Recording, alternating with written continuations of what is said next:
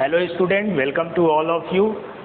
आज हम लोग क्लास 11th के केमिस्ट्री का चैप्टर पढ़ रहे थे, द स्टेट्स ऑफ मैटर, और इस चैप्टर को आगे आज हम लोग कंटिन्यू करेंगे, जिसमें आज हम आपसे बात करेंगे गैस कांस्टेंट के डिफरेंट वैल्यूज़ के बारे में, और फिर आगे हम लोग डाल्टन्स लॉ के बारे में भी जानेंगे और ग्राहम्स डिफ्यूज़न लॉ, और कुछ न्यूमेरिकल भी करेंगे जो हम लोग पिछले वीडियो में हमने आपको पढ़ाया था आइडियल गैस इक्वेशन के बारे में। तो आइडियल गैस इक्वेशन से रिलेटेड जस्ट इसके बाद न्यूमेरिकल करेंगे। पहले हम आपको बता दें कि गैस कांस्टेंट आर की डिफरेंट वैल्यूज़ क्या हैं, ठीक है। तो आर को हम लोग किस नाम से जानते हैं? गैस कांस्टेंट के नाम से जानते हैं। तो इसकी डिफरेंट वैल्यूज़ क्या होती हैं ये जानना ज़रूरी है, क्योंकि इसका आगे हम लोग को न्यूमेरिकल में यूज़ करना होगा। तो गैस कांस्टेंट बोलते हैं इसको, यूनिवर्सल गैस कांस्टेंट आप कह सकते हैं। इसकी डिफरेंट वैल्यूज़ आप जानते हैं, पी बी इक्वल टू क्या होता है, आर टी कह सकते हैं, ठीक है। ये 1 मोल, एन इक्वल टू 1 मोल हो गया, तो 1 मोल गैस के लिए आप कहेंगे P V equal to R T, ठीक है। तो यहाँ से हमें क्या निकालना है, आर निकालना है, तो पी वी अपॉन क्या हो जाएगा, टी हो जाएगा। तो फर्स्ट वैल्यू अगर हम देखें तो यहाँ अगर मान लीजिए प्रेशर को हमने न्यूटन पर मीटर स्क्वायर में रखा है, ठीक है। प्रेशर की वैल्यू क्या है, न्यूटन पर मीटर स्क्वायर, और यहाँ वॉल्यूम की वैल्यू है मीटर क्यूब, और टेम्परेचर केल्विन में होगा। तो इसकी कुछ भी वैल्यू हो, पहले हमें यूनिट देखना है। अगर हमारा प्रेशर न्यूटन पर मीटर स्क्वायर में हो, वॉल्यूम मीटर क्यूब में हो और टेम्परेचर केल्विन में हो, तब आर की वैल्यू क्या हो जाएगी, आर की वैल्यू निकल के आएगी 8.314 जूल पर केल्विन पर मोल, ठीक है। ये वाली वैल्यू आपको आर की रखनी होगी। ध्यान देना होगा यूनिट को। अगर प्रेशर न्यूटन पर मीटर स्क्वायर में है और वॉल्यूम आपका मीटर क्यूब में है, टेम्परेचर केल्विन में है, तब आप आर की इस वैल्यू का यूज़ करेंगे न्यूमेरिकल पर्पज़ के लिए।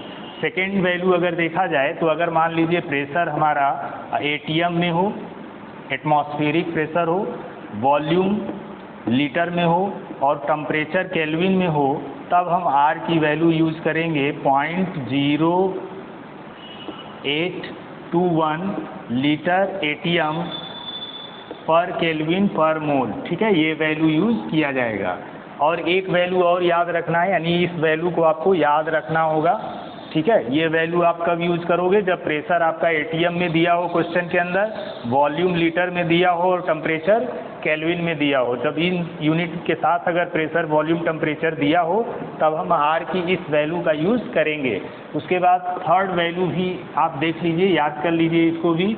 प्रेशर अगर मान लीजिए डाइन पर सेंटीमीटर स्क्वायर में हो, वॉल्यूम सेंटीमीटर क्यूब में हो, टेम्परेचर केल्विन में हो, तो यहाँ पे आर की वैल्यू आपको क्या यूज़ करना है, 2 कैलोरी पर केल्विन पर मोल, ठीक। ये वैल्यू आर की यूज़ करेंगे आप।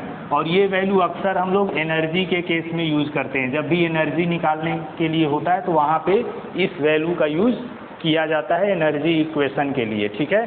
तो ये 3 वैल्यू हैं आर की, और ये और भी वैल्यू होती हैं, लेकिन हमें ये 3 ज़्यादा यूज़ करना होता है, इसलिए इनको आप ज़रूर याद रखिएगा, इन तीनों वैल्यूज़ को। कब कब इनका यूज़ करना है ये हमने बता दिया है। तो ये भी आपको यूनिट इनका ध्यान रखना है कि प्रेशर किस यूनिट में हो, तब हम आर की कौन सी वैल्यू यूज़ करेंगे। ये वैल्यू इसी फार्मूला से निकाला जाता है, इसी पे प्रेशर वॉल्यूम और टेम्परेचर की डिफरेंट वैल्यू होती है, उनका यूनिट यही रहेगा। उसको रखेंगे, सॉल्व करेंगे, तो ये आर की वैल्यू आपको मिलेगी। तो आर हमारा क्या है, गैस कांस्टेंट है, जिसको यूनिवर्सल गैस कांस्टेंट भी कहते हैं, और उसके डिफरेंट वैल्यूज़ देखने को मिलते हैं।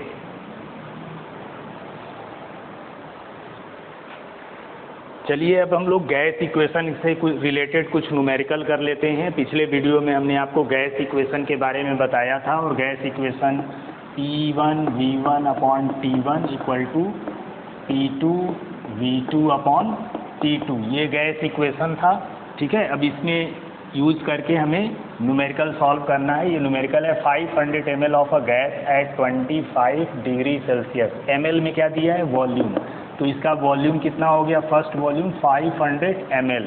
एट 25 डिग्री सेल्सियस, यानी T1 यहाँ से 25 डिग्री सेल्सियस पता हो गया। अब जब भी डिग्री सेल्सियस में टेम्परेचर दिया रहेगा तो उसमें हम केल्विन में चेंज कर लेंगे उसको, तो 25 में 273 प्लस कर लेंगे तो हमें केल्विन में टेम्परेचर मिल जाएगा, और इसको प्लस करने पर हमें टेम्परेचर क्या मिल जाएगा, 298 केल्विन, ये टेम्परेचर आ जाएगा आपका T1।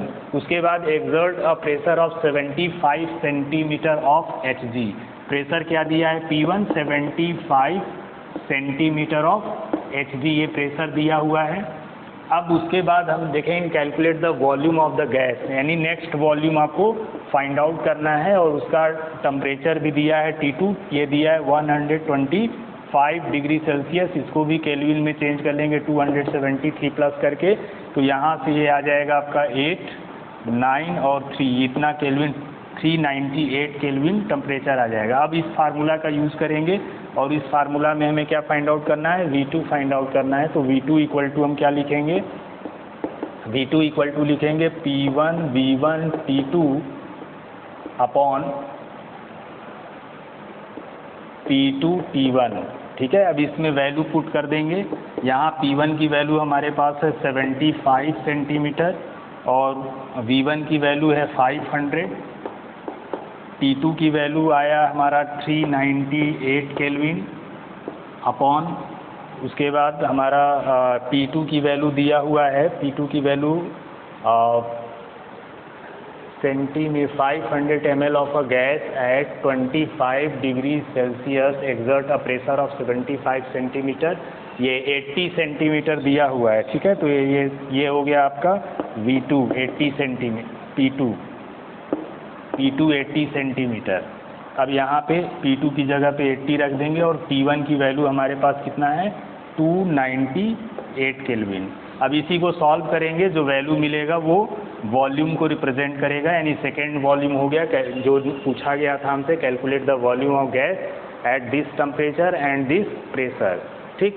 तो अब इसको सॉल्व करेंगे तो ये 0 0 कैंसिल हो जाएगा, और सॉल्व करने पर जो आंसर आना चाहिए 626.04 ml के आसपास आंसर आना चाहिए। इसको आप सॉल्व करके देख लीजिएगा, इसी टाइप के क्वेश्चन आपको करने को आएगा इससे।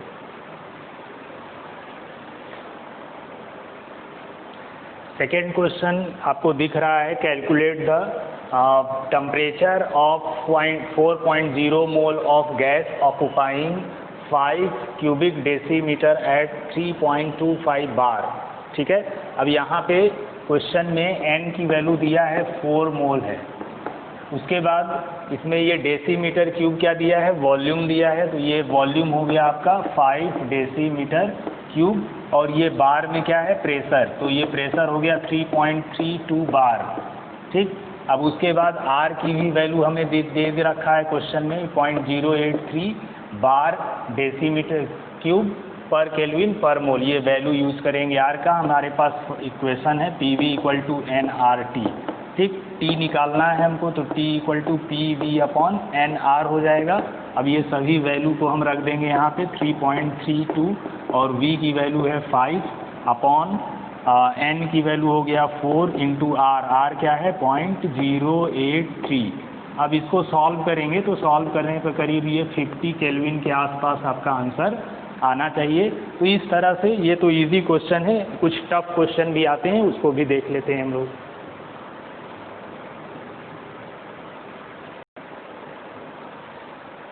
अब बच्चों नेक्स्ट क्वेश्चन आपके सामने है, एक क्वेश्चन और लेते हैं, फिर उसके बाद हम लोग नेक्स्ट टॉपिक पढ़ेंगे। तो calculate the volume of 1 gram of hydrogen gas at NTP।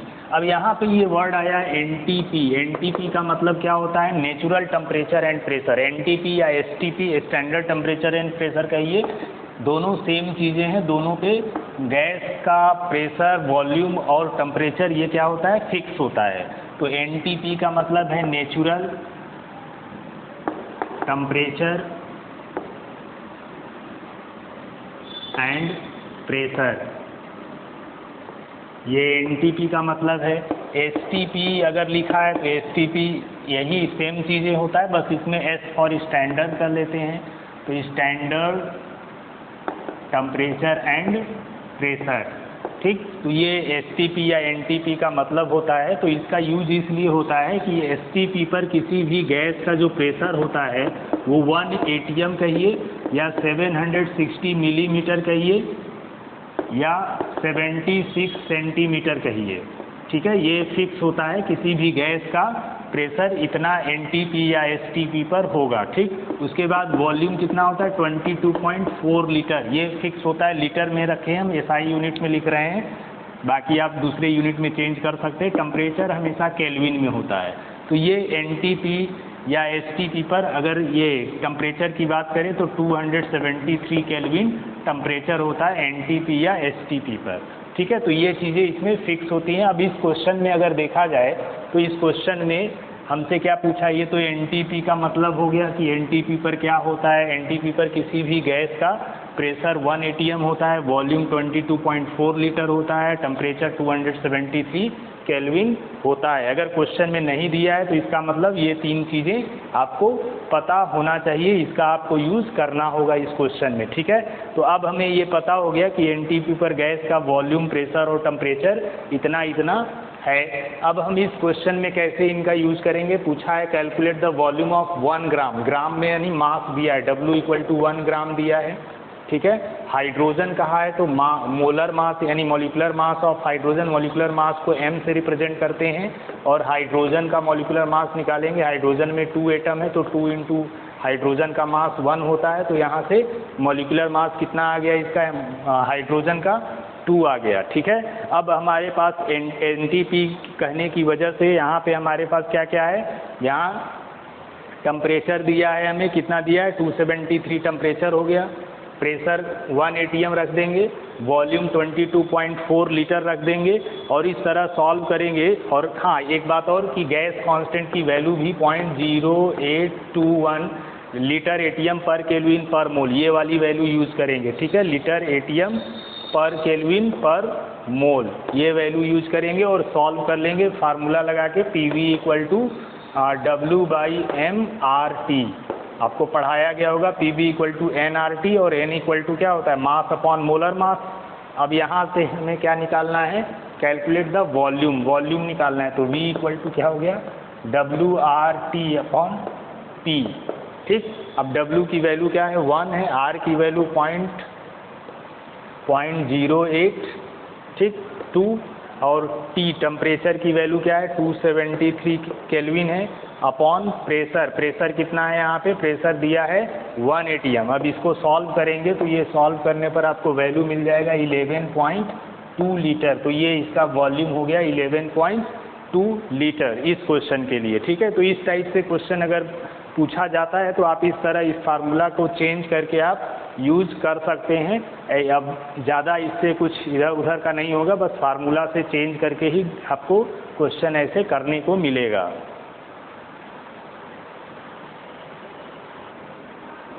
तो अब हम लोग नेक्स्ट लॉ के बारे में जान लेते हैं, जिसको हम लोग डाल्टन्स लॉ के नाम से जानते हैं, Dalton's law.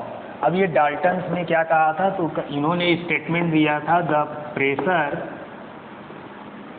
Of the mixture of non reacting gases is equal to the sum of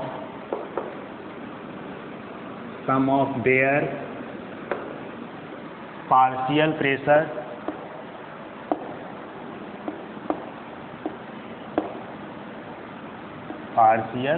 pressure when enclosed in the same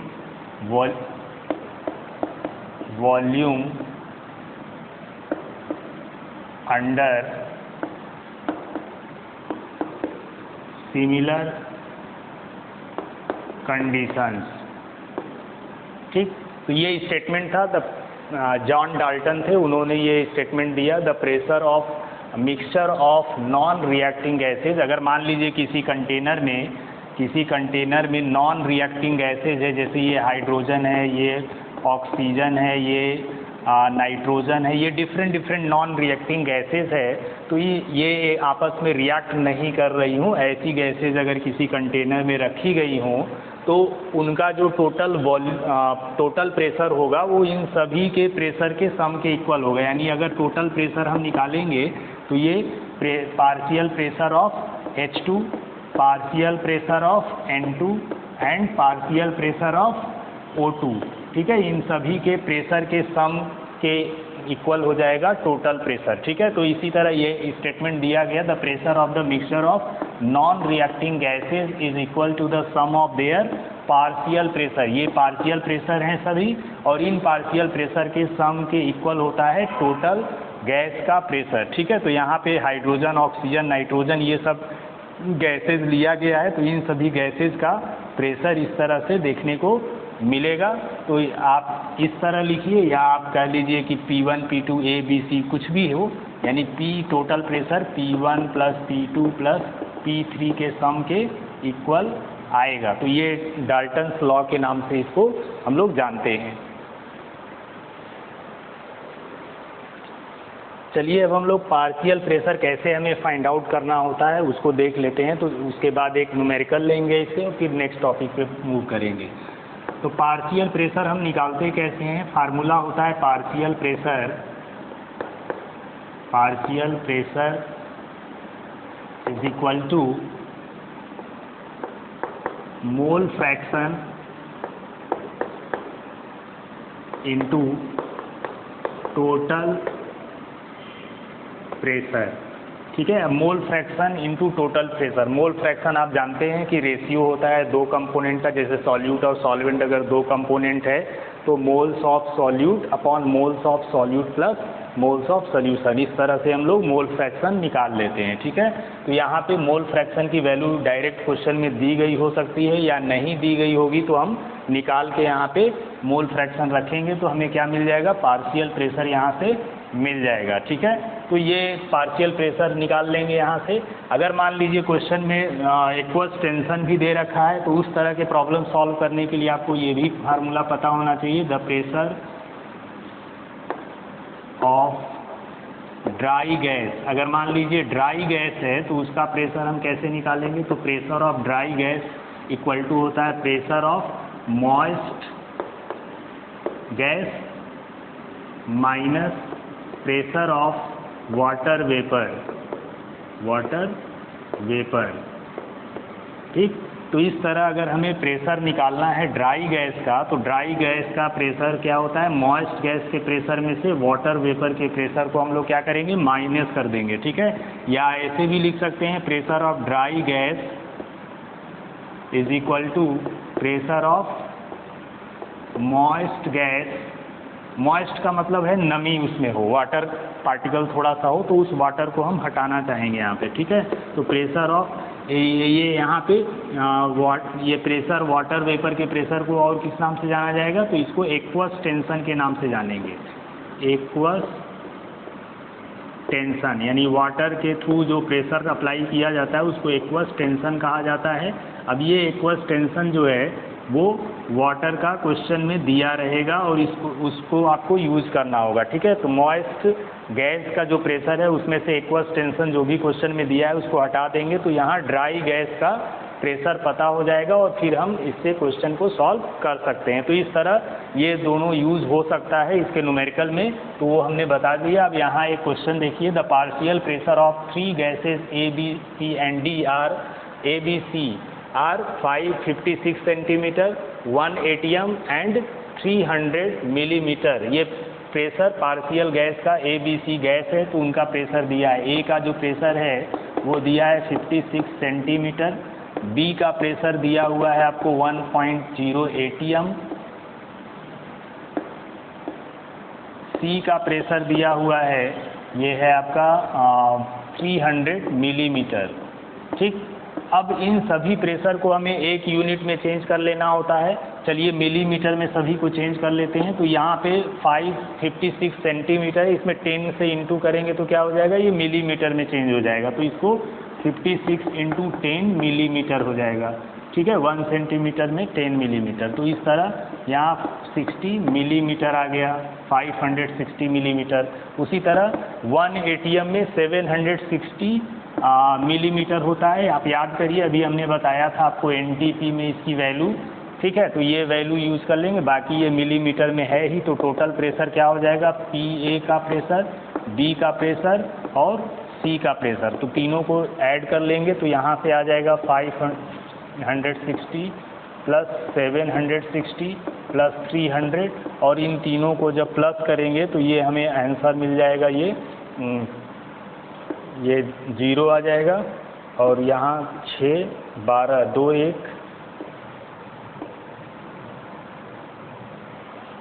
ठीक है। तो ये इतना 620 मिलीमीटर ये टोटल प्रेशर आ गया। तो इस तरह से क्वेश्चन आपसे पूछा जा सकता है डाल्टन्स लॉ पे। अब हम लोग नेक्स्ट लॉ के बारे में जानेंगे, बाकी और भी क्वेश्चन आप इस पे करते रहेंगे।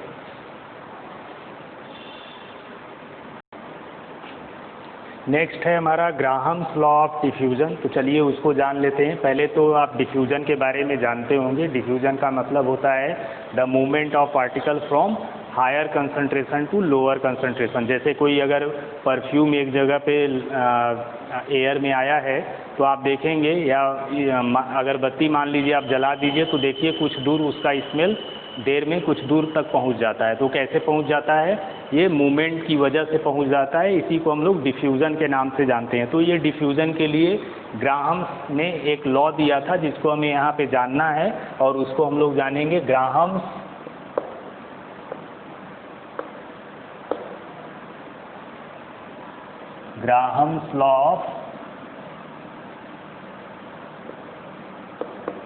Law of diffusion.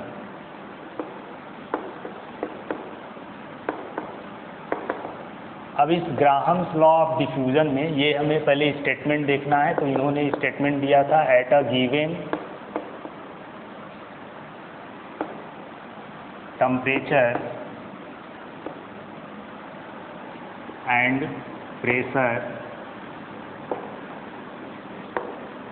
The rate of diffusion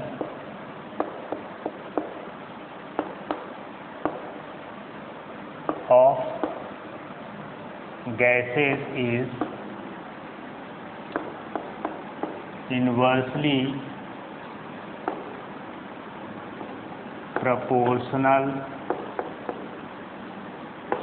to the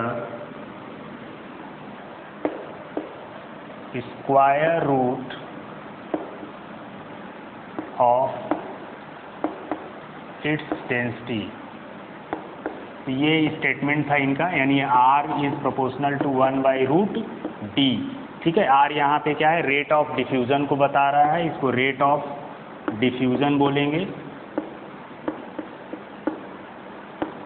ठीक, तो rate of diffusion proportional to 1/डेंसिटी। D क्या है, डेंसिटी को रिप्रेजेंट कर रहा है। तो इस तरह अगर दो अलग अलग गैस की बात किया जाए तो इसके लिए rate of diffusion R1/R2 equal to √D2/D1 हो जाएगा। ये फार्मूला आ जाएगा दो डिफरेंट गैसेस के लिए रेट ऑफ डिफ्यूज़न और डेंसिटी में ये रिलेशन आएगा। ठीक है, उसके बाद और भी रिलेशन हम यूज़ करके इस डिफरेंट फार्मूला बना सकते हैं। जैसे आप पढ़े होंगे मॉलिक्यूलर मास, मॉलिक्यूलर वेट या मास इक्वल टू क्या होता है, मॉलिक्यूलर वेट इक्वल टू होता है 2 × डेंसिटी। ठीक है, वेपर डेंसिटी। तो इस तरह यहाँ से मॉलिक्यूलर वेट को m से और ये 2 × d हो गया, तो d इक्वल टू क्या लिख सकते हैं, m/2 लिख सकते हैं यहाँ पे। तो इस तरह डेंसिटी को यहाँ चेंज कर लेंगे तो रेट ऑफ डिफ्यूज़न का नेक्स्ट नया फार्मूला आ जाएगा, और वो फार्मूला हो जाएगा R1/R2 इक्वल टू √, आप इसको रखेंगे यहाँ पे D2 की जगह पे, ये आप D1 इक्वल टू क्या रखोगे, m1/2, D2 इक्वल टू रखोगे m2/2। ठीक, तो ये D1 और D2 की जगह पे वैल्यू रखोगे तो D2 की जगह पे क्या हो जाएगा, m2/2, और D1 की जगह पे हो जाएगा m1/2। 2 कैंसिल हो जाएगा, तो यहाँ से आपको मिल जाएगा R1/R2 इक्वल टू √m2/m1। ये मॉलिक्यूलर मास, ठीक है, सेकेंड गैस का molecular mass upon first gas का मॉलिक्यूलर मास। तो ये एक फार्मूला हो गया है, ठीक है, और सेकेंड फार्मूला आपका ये हो गया। आप इन दोनों फार्मूला पे न्यूमेरिकल आपसे पूछा जाएगा तो आप इससे कर सकते हैं। आगे भी अगर देखा जाए तो रेट ऑफ डिफ्यूज़न, इसको नेक्स्ट एक और फार्मूला यहाँ बनाएंगे हम।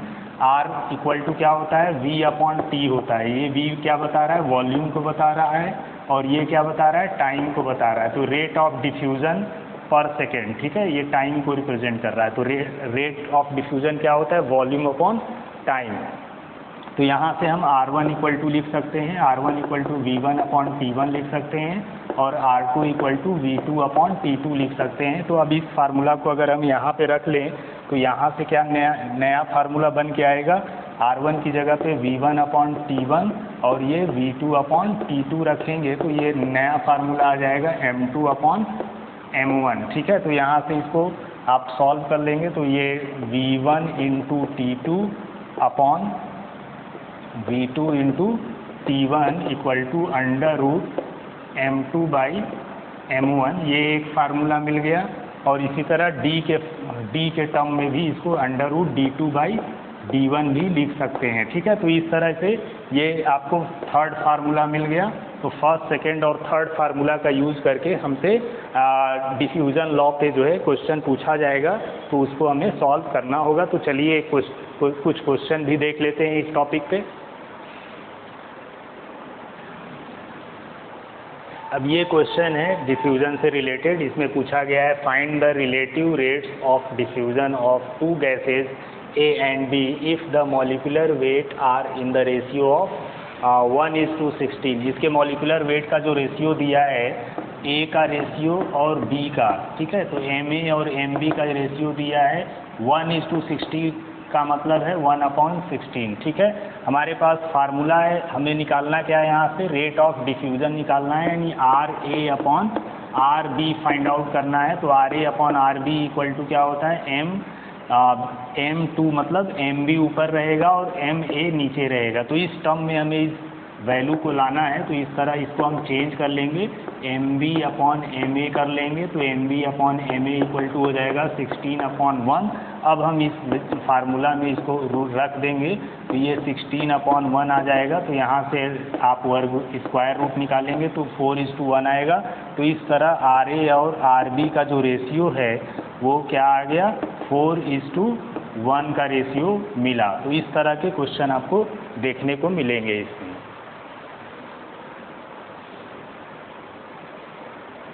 तो ये नेक्स्ट क्वेश्चन है जो डिफ्यूजन लॉ पे बेस्ड है। अब इस क्वेश्चन में पूछा गया है the molecular weight of two gases A and B are 36 and 64 respectively, what will be the ratio of the rates of diffusion of the two gases, ठीक है। तो दोनों गैस के डिफ्यूज़न का रेट क्या होगा ये आपको बताना है इस क्वेश्चन में। तो यहाँ से RA upon RB equal to क्या होगा फार्मूला, MB अपॉन MA, ये फार्मूला है हमारे पास। अब यहाँ से हमें दिया हुआ है मॉलिक्यूलर वेट का MA अपॉन MB का जो रेशियो दिया हुआ है क्वेश्चन में वो 36/64 है। अब इसको हम MB में चेंज जब करेंगे, इसको पलट देंगे, ऊपर MB को ऊपर कर लेंगे और MA को नीचे, तो ये 64/36 हो जाएगा। अब इसको इस फार्मूला में यहाँ रखेंगे तो ये आपको मिलेगा 64/36। अब इसका स्क्वायर रूट निकलेगा तो यहाँ से आ जाएगा 8/6, ठीक है। अब यहाँ से इसको काटेंगे तो ये 4 आ गया और ये 3 आ गया, तो 4/3 आ गया। यहाँ लिख सकते हैं RA और RB का जो रेट का रेशियो है वो 4:3 आंसर आएगा इसमें, ठीक है। तो इस तरह आपको क्वेश्चन पूछा जाएगा। तो चलिए अब हम लोग बात कर लेते हैं काइनेटिक थ्योरी ऑफ गैसेस के बारे में कि गैस की जो थ्योरी है वो है क्या। तो और उसके पॉस्टुलेट्स देखेंगे क्योंकि ये पॉस्टुलेट्स इंपॉर्टेंट है। आगे हम लोग आइडियल गैस और रियल गैस के बारे में जब हम लोग पढ़ेंगे तो वहाँ पे इस थ्योरी का बहुत ज़्यादा इम्पोर्टेंस है। तो काइनेटिक थ्योरी ऑफ गैसेस, ठीक। अब काइनेटिक थ्योरी ऑफ गैसेस का पॉस्टुलेट्स क्या है, पॉस्टुलेट्स इसको देख लेते हैं। सबसे पहले फर्स्ट पोस्टुलेट्स की अगर बात किया जाए तो molecules of same gas are identical in all respect. एक ही गैस का जो मॉलिक्यूल है वो हमेशा क्या होता है, मास में या उसके हम शेप की बात करें वो सेम होता है। ठीक है, तो आप कह सकते हैं कि the molecules of same gas are identical in all respect। ठीक, यानी सेम गैस का जो मास है वो हर तरह से क्या होगा, एक समान होगा। या molecules of same gas are in identical in all respect, चाहे उसके मास की बात करें या शेप की बात करें, ये हर चीज़ क्या होगी, उसकी समान होगी। जैसे अगर मान लीजिए इस कंटेनर में केवल यहाँ क्लोज कर दिया है कंटेनर को और इसमें हमने केवल ऑक्सीजन गैस फिल कर दिया है। ठीक है, O2 गैस है इसमें। अब ऑक्सीजन गैस के हर मॉलिक्यूल की बात करें तो इस मॉलिक्यूल का शेप फिक्स होगा।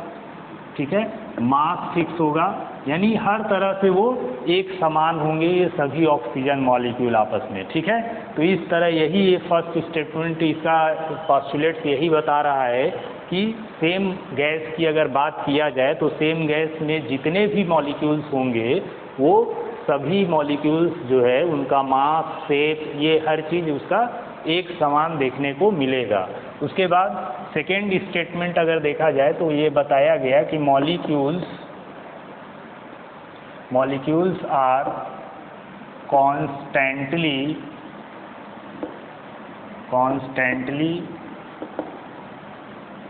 इन रैंडम मोशन। ठीक, मॉलिक्यूल जो है एक जगह पे फिक्स नहीं रहते हैं, जबकि वो इधर उधर रैंडम मोशन करते रहते हैं। वो चाहे जिधर भी जाना चाहें उधर जा सकते हैं। तो ये मॉलिक्यूल में रैंडम मोशन पाया जाता है, जिग जैग मोशन होता है, वो कंटेनर के वॉल से टकरा के इधर उधर चलते रहते हैं। तो वही कह रहा है इसमें कि molecules are constantly in random motion, molecule हमेशा मोशन में रहते हैं और वो रैंडम मोशन करते हैं, यानी उनका कोई एक पर्टिकुलर डायरेक्शन में मोशन नहीं होता, किसी भी डायरेक्शन में वो मोशन कर सकते हैं। नेक्स्ट स्टेटमेंट है all the collisions of gas molecules among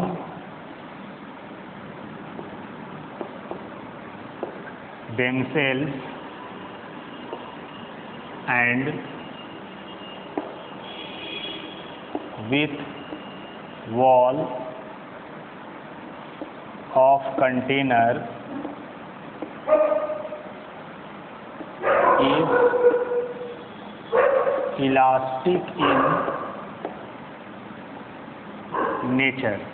ठीक है, तो all the collisions of gas molecule among themselves, यानी गैस के मॉलिक्यूल के बीच में कोलिजन का मतलब टक्कर, वो आपस में टकरा रहे हैं गैस मॉलिक्यूल। ठीक है, ये इधर से एक मॉलिक्यूल आया, एक इधर से, ये दोनों आपस में टकरा रहे हैं। तो उस कोलिजन में and with the wall of container, या वो जिस कंटेनर में रखे गए हैं उस कंटेनर के वॉल से भी आके टकरा रहे हैं।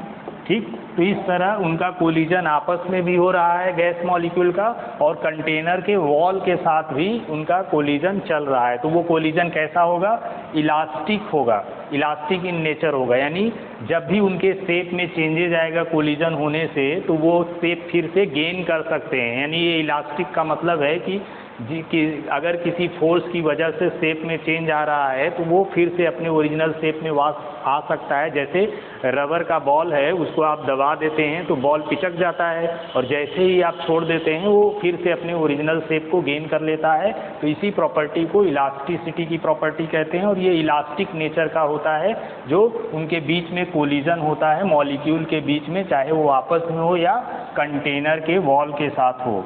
तो उसके बाद फोर्थ पॉइंट अगर देखा जाए तो फोर्थ पॉइंट में कहा गया है the pressure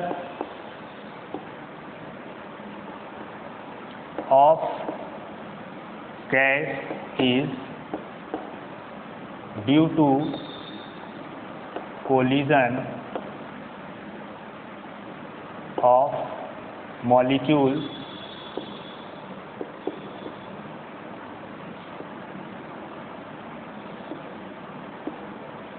due to collision of molecule with wall of container।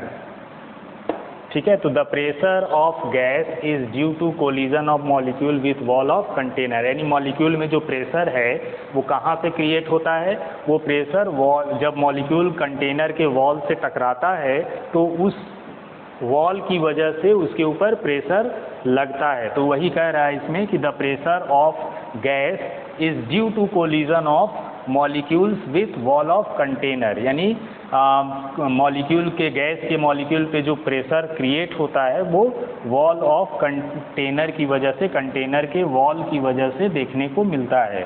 उसके बाद 5th पॉइंट देखा जाए पॉस्टुलेट्स का, तो 5th पॉइंट में kinetic energy of gas depends only and only upon absolute temperature. ठीक है, तो kinetic energy of gas depends only and only upon absolute temperature, upon absolute temperature।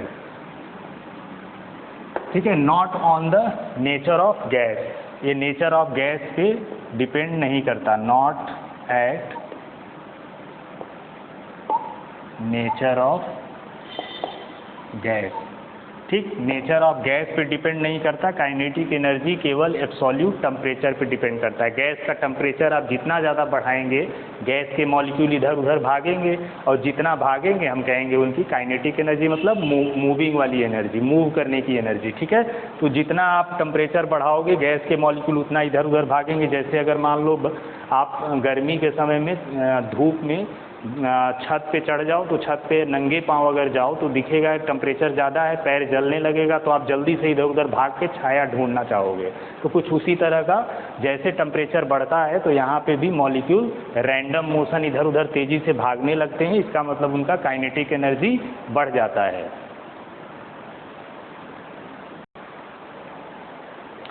Next point देखते हैं, 6th पॉइंट में क्या statement दिया गया है, इसका पॉस्टुलेट्स क्या है। तो 6th पॉइंट में देखा जाए तो द वॉल्यूम ऑक्युपाइज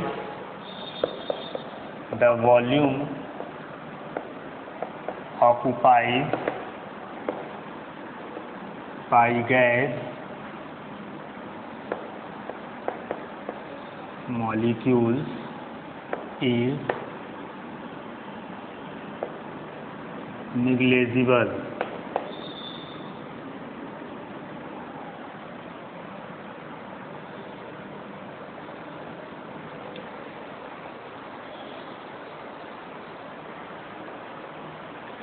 ठीक है, तो the volume occupies by gas molecules is negligible when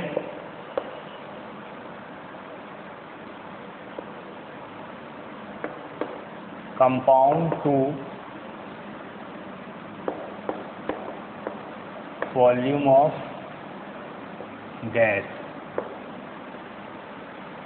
compared to volume of gas। ठीक है, compared to volume of gas, तो the volume of occupies by gas molecules is negligible. यानी gas molecule का जो भी वॉल्यूम होता है वो निग्लेजिबल माना जाता है, क्योंकि बहुत कम वॉल्यूम है। गैस का मॉलिक्यूल क्या होगा, बहुत छोटा होगा। आपने पढ़ा है कि मॉलिक्यूल्स क्या होता है, स्मॉलेस्ट पार्टिकल ऑफ मैटर होता है। अब वो मॉलिक्यूल इतना छोटा है कि उसको हम, उसकी वॉल्यूम को निग्लेजिबल मान लिया जाता है। ठीक है, तो इस तरह कहा गया इस पोस्टुलेट्स में कि the volume occupies by gas molecules is negligible and when compared to volume of gas, gas की जो वॉल्यूम है उसके मॉलिक्यूल के वॉल्यूम से क्या है, बहुत कम है। ठीक, तो ये पॉइंट थोड़ा इम्पॉर्टेंट है, इसको याद रखेंगे। उसके बाद 7th पॉइंट, लास्ट पॉइंट है, there is no intermolecular forces of attraction among molecules. ठीक है, तो ये कहा गया कि there is no intermolecular forces of attraction among molecules, यानी मॉलिक्यूल के बीच में कोई भी इंटरमॉलिक्यूलर फोर्स ऑफ अट्रैक्शन काम नहीं करता है, ऐसा पॉसिबल हो ही नहीं सकता। इसका मतलब ये लॉ जो है यहाँ पे, मतलब ये जो स्टेटमेंट है ये थोड़ा बहुत बढ़ा चढ़ा के कह दिया गया है। ऐसा कोई मॉलिक्यूल है नहीं जिसमें थोड़ा सा अट्रैक्शन ना हो, तो वो मॉलिक्यूल आपस में एक दूसरे को अट्रैक्ट करते हैं। लेकिन हमें इस काइनेटिक थ्योरी ऑफ गैसेस को जानना था, उसमें जो बातें कही गई थी उसको जानना था, तो इस बात को हम लोग यहाँ जानेंगे, यानी इसे हमें याद रखना पड़ेगा। बाकी इसका फैक्ट सही है या नहीं है ये आगे जाके प्रूव हो जाएगा। तो there is no intermolecular force of attraction among molecules, molecule के बीच में कोई फोर्स ऑफ अट्रैक्शन काम नहीं करता। तो इस तरह से ये काइनेटिक थ्योरी ऑफ गैसेस के जो पॉस्टुलेट्स थे वो सब हमने एक एक करके बताया। अब इस पॉस्टुलेट्स का हम लोग समय पे आगे यूज़ करते रहेंगे। तो इस वीडियो में हम लोगों ने यहाँ पे काइनेटिक थ्योरी ऑफ गैसेस के बारे में पढ़ा, पार्शियल डाल्टन के लॉ के बारे में जाना, और ग्राहम्स डिफ्यूजन लॉ के बारे में भी जाना, और कुछ न्यूमेरिकल भी किया। नेक्स्ट वीडियो में हम लोग चैप्टर को अपने आखिरी स्टेज की तरफ ले चलेंगे और कोशिश करेंगे कि नेक्स्ट वीडियो में हम इस चैप्टर को कंप्लीट कर लें। Thank you.